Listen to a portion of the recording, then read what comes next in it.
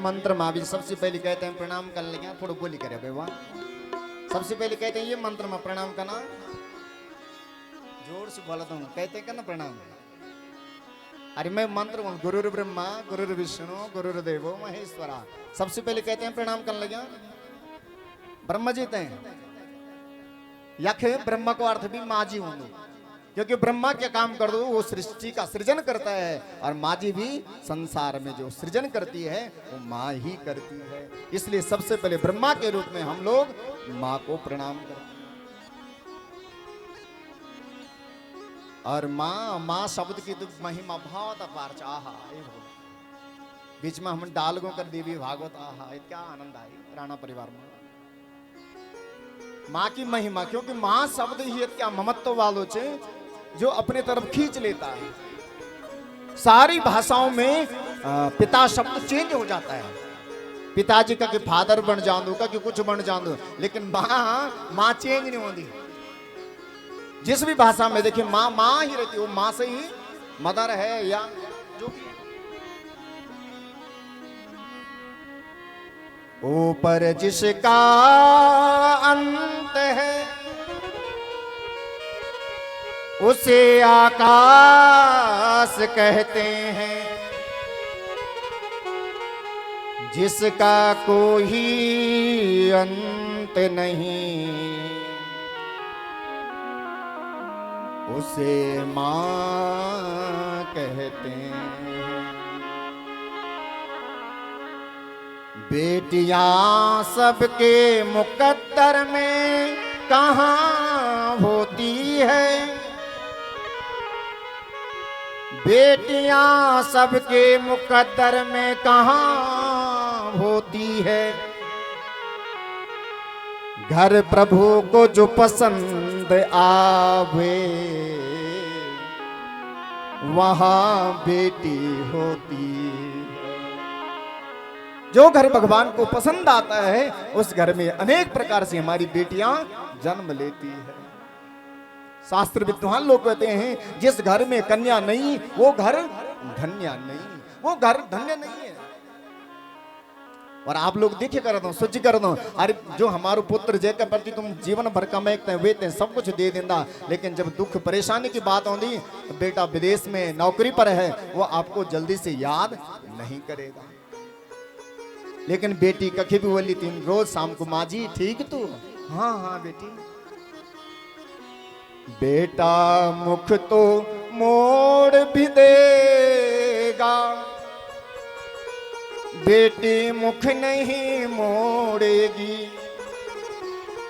मात पिता और सास ससुर के बचनों को भी पालती है। बेटा बेटी में फर्क न समझो, वो मानव इंसान नहीं। दुनिया वालों मुझे बता दो बेटी क्या संतान। आज धन्यवाद हमारे ध्यान को खातिर जौन ये परंपरा निभाई। पहले जब हमारे ध्यान को समृद्ध होते थे धनवान होते थे अपना मेहती जब तक पास में यात्रा ली कौन थे, लेकिन आज भगवान की इतना कृपा प्रत्येक गांव गांव में हमारी ध्यानियां अपना बुजुर्ग माता पिता जो कि सामर्थ्य ने कथा करोने की अपने माता पिता अपने गांव के बुजुर्गों को इकट्ठा करके अपने इष्ट देवता की कथा सुना रही है। ऐसी धन्य है, कैसी सुंदर परंपरा आप सबने करी है।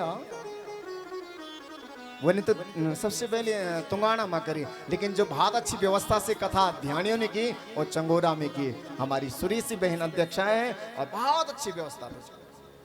उसके बाद तो मैकट है गनगर है बहुत सारी जगहों पर हो गया। धन्य है हमारी ध्यानियां। आज आप अपने बुजुर्गों के प्रति अपने जो पूर्वज हैं मातृकुल के पितृजन हैं वो भी प्रसन्न हो रहे होंगे। धन्य है यदि जन्म हो ऐसी बेटी का होना चाहिए। जब हमारे परिवार में कोई अच्छू काम कर दो तो स्वर्ग में हमारा पितर प्रसन्न होता, आपस में जब प्रसन्न होता खुश होता, और पितर पूछदा अरे भाई आज तुम के खुश मन लग्या। नारद पुराण में बोलने लग्या आस्फोटयन्ति पितरः आस्फोटयन्ति पितरः। और पितृ देवता पूछता, हे पितृ देवता तो आज खुश के क्यों? अरे आज मेरे कुल की बेटी अपना माई का भगवान इष्ट का पास में पुराण करने लग्या और आज मैं तभी परम शांति मिलने लगी और वो को जीवन को भी उद्धार भेजलो और हम सबको भी कल्याण भेजलो।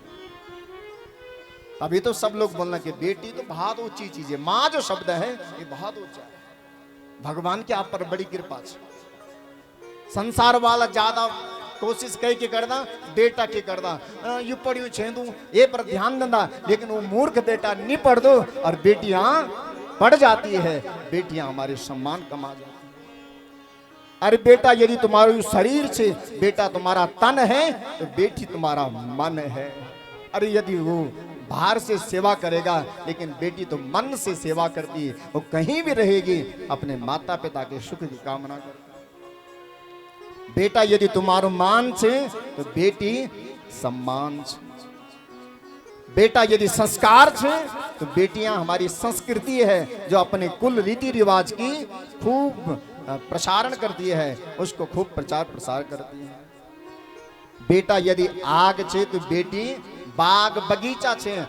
यदि न बच्चे जन्म देंदी जो देश का खातिर अपना जीवन तय बलिदान दे देंदा, अपने तन का अपने मन का कोई ध्यान प्रवाह नहीं रहता। आजकल नहीं युद्ध झगड़त है चंदनी, मैं तो कुछ दोस्त हमारा फौजी भाई और रोज फोन पे करना कि भाई लोग आप ठीक